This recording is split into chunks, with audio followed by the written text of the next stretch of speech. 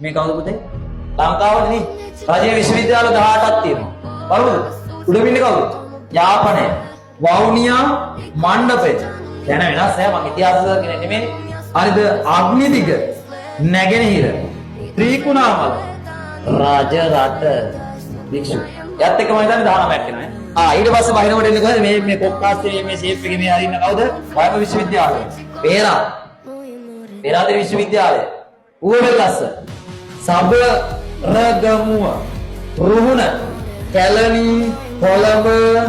ජාපුර. මොරටුව මොර කියලා දාන්න. ශ්‍රීපාලි.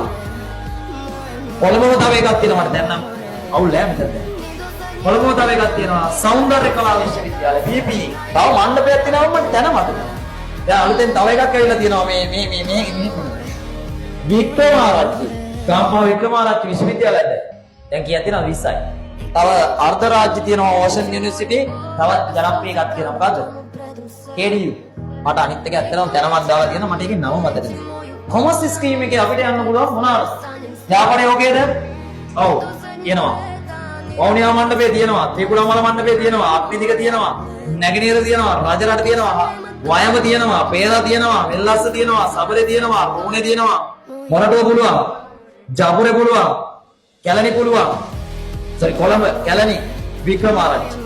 අපිට යන්න පුළුවන් කීයක් තියෙනවද? 16ක් 1යි 2යි 3යි 4යි 5යි 6යි 7යි 8යි 9යි 10යි 11යි 12යි 13යි 14යි 15යි 16ක් වෙන්න ඕන වික්‍රමාරච්චිත් එක්ක. වික්‍රමාරච්චිගේ ඩිග්‍රී දෙකක් තියෙනවා දැන් අපිට යන්න.